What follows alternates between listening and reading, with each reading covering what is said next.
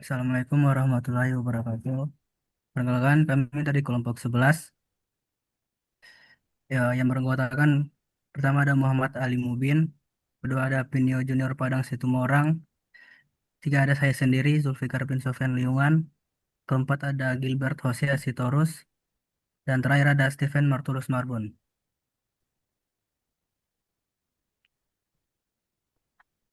Oke, masuk pendahuluan di sini. Di era big data saat ini, perusahaan retail besar menghadapi tantangan untuk mengubah data transaksi historis menjadi wawasan yang dapat ditindaklanjuti.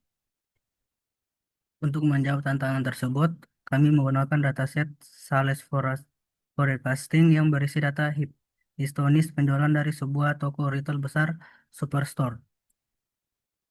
Dataset ini mencakup informasi detail sebagai produk, kategori, pelanggan, tanggal transaksi, harga, dan jumlah penjualan Tovenda.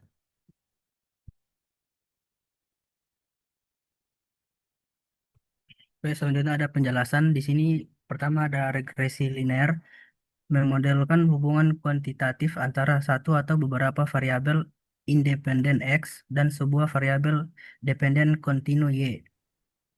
Yang kedua ada association rules untuk menemukan pola hubungan antar item dalam suatu kumpulan data transaksi.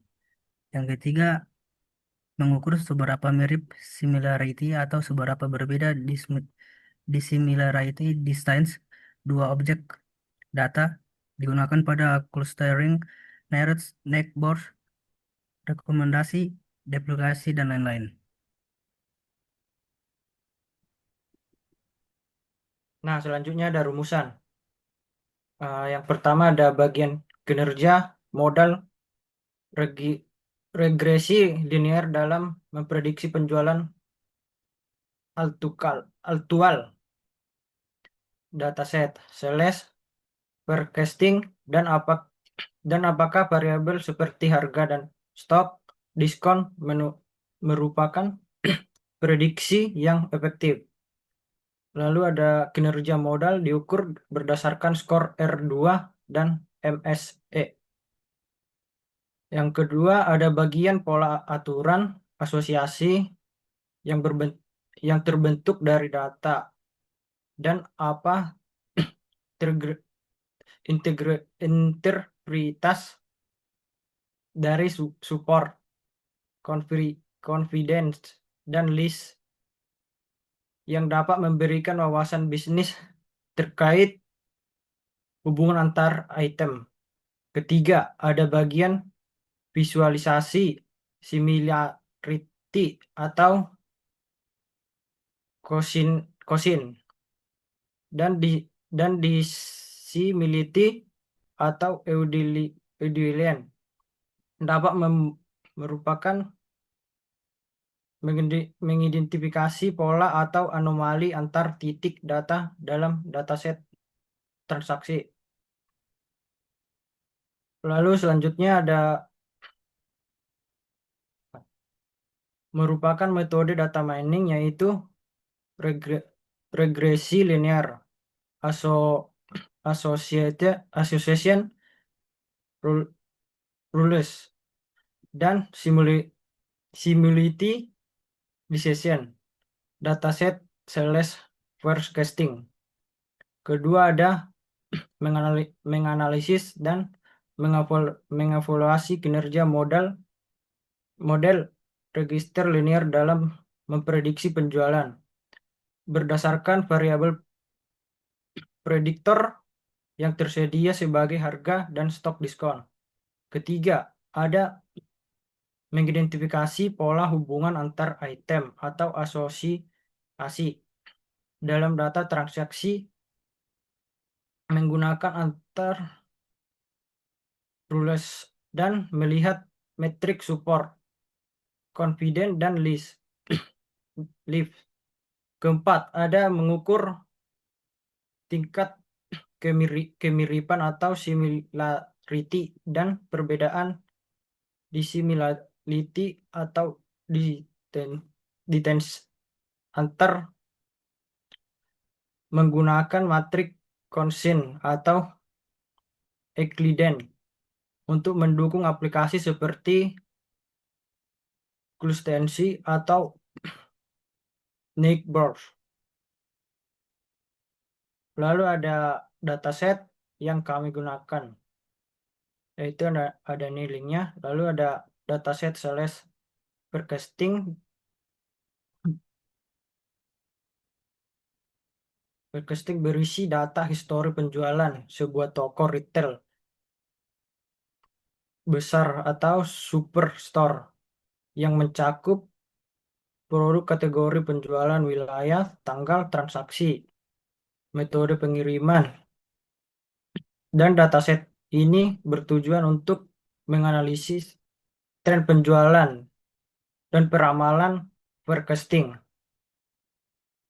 Pendekatan testing series serta memungkinkan mendalamkan terhadap pola pembelian, segmentasi, dan performa produk di berbagai wilayah.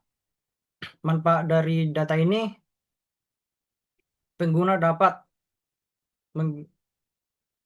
menggunakan model prediksi penjualan, mengidentifikasi fakta, mengaruhi kinerja bisnis, dan merancang strategi penjualan atau operasional yang lebih efektif. Oke, selanjutnya ada regresi linear. Nah, slide ini nih menjelaskan bagian awal regresi linear. Intinya dataset berisi kolom data, tanggal penjualan, venda atau jumlah penjualan, stok atau stok, dan prekos atau enggak harga. File CSV dibaca menggunakan pandas dengan perintah pd read CSV dataset mock Kaggle CSV. Nah, setelah dibaca, data ditampilkan 5 baris pertama untuk memastikan isinya benar. Jadi, ini tuh adalah langkah awal sebelum membuat model regresi linear, yaitu mempersiapkan dan memeriksa data. Next.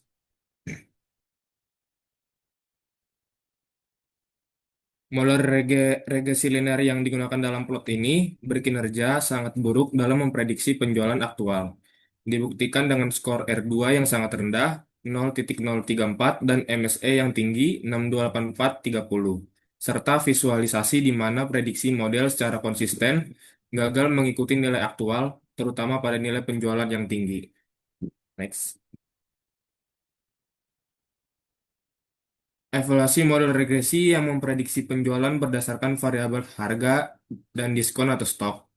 Secara visual, titik-titik terkonsentrasi di sumbu Y dan gagal mengikuti nilai aktual tinggi, maupun metrik R2 0,034. Model ini menunjukkan kegagalan untuk menemukan hubungan prediktif yang berguna. Hasil ini mengindikasikan bahwa regresi linear mungkin bukan model yang tepat atau variabel prediktor yang digunakan. Harga dan diskon atau stok bukanlah faktor utama yang mempengaruhi penjualan aktual.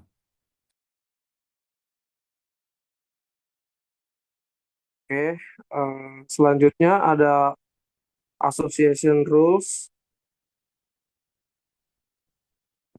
Ini ada penjelasan kolomnya. Yang pertama ada data. Ini tuh sebagai tanggal penjualan, formatnya tahun, bulan, dan hari.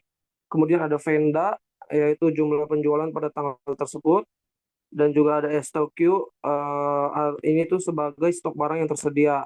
Dan terakhir ada preko sebagai harga barang. Next.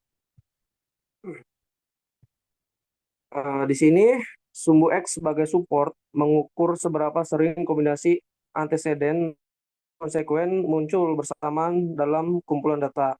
Nilai support tinggi mendekati 1,0 menunjukkan kombinasi tersebut sangat umum.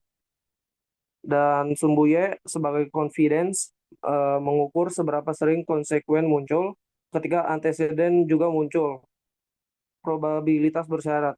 Nilai confidence tinggi mendekati 1,0 menunjukkan aturan tersebut sangat andal.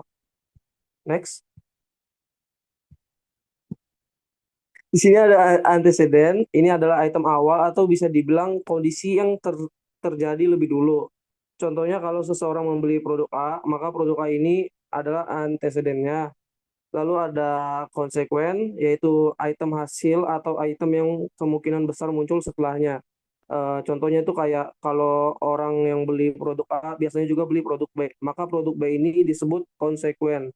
Selanjutnya ada tiga metrik yang penting digunakan untuk menilai kekuatan hubungan antar keduanya. Di sini ada support, mengukur seberapa sering kombinasi antara anteseden dan konsekuen muncul bersamaan dalam dataset. Semakin besar support, berarti pola itu sering terjadi di data. Kemudian ada confidence, menunjukkan seberapa besar kemungkinan konsekuen muncul kalau anteseden terjadi. Jadi ini seperti tingkat keyakinan bahwa kedua item tersebut memang saling berhubungan. Dan yang terakhir ada lift. Ini adalah ukuran yang menunjukkan seberapa besar kekuatan antara dua item dibandingkan kalau keduanya muncul secara acak. Kalau lift lebih dari satu, berarti hubungan antara dua item itu positif atau sering muncul bersama lebih sering dari kebetulan. Kalau lift sama dengan satu, berarti tidak ada hubungan khusus. Dan yang terakhir, kalau lift lebih kecil daripada satu, berarti justru cenderung berlawanan. Selanjutnya ada similarity dissimilarity. Next. Nah, di sini ada tabel yang sama seperti sebelumnya. Next.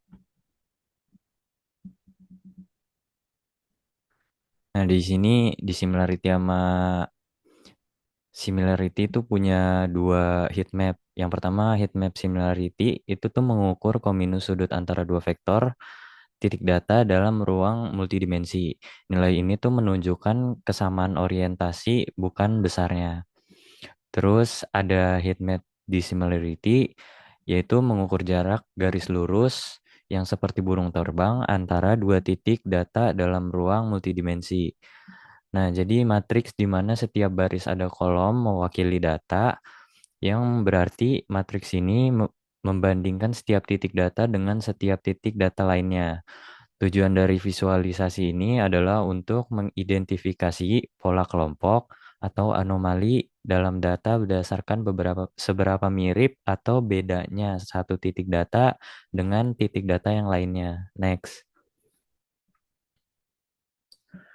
Nah, jadi kesimpulannya regresi linear itu model yang diterapkan untuk memprediksi penjualan aktual menunjukkan kinerja yang sangat buruk dengan skor R2 yang sangat rendah sekitar 0,034 dan mean square error MSE yang tinggi sekitar 6284,30. Hal ini mengindikasikan bahwa regresi linear mungkin bukan model yang tepat untuk dataset ini. Terus variabel prediktornya digunakan harga dan diskon atau stok, bukan faktor utama yang mempengaruhi penjualan aktual. Selanjutnya ada association rules. Hasil analisis association rules ini menunjukkan adanya aturan asosiasi dengan nilai confidence dan support yang bervariasi, serta nilai lift yang umumnya lebih besar dari satu, misalnya 1,088 atau yang lainnya, itu mengindikasikan adanya hubungan positif atau kolerasi antar antecedents dan konsekuen yang muncul bersama lebih sering daripada yang diharapkan. Terus yang terakhir itu ada similarity dissimilarity, memvisualisasikan heat map similarity dan heat map dissimilarity berhasil membandingkan setiap titik data dengan titik data yang lainnya. Visualisasi ini dapat digunakan untuk mengidentifikasi pola, kelompok, ataupun anomali yang ada di dalam data, tingkat kemiripan atau jarak antar data.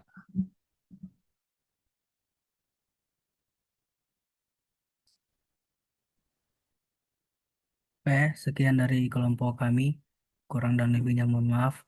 Assalamualaikum warahmatullahi wabarakatuh.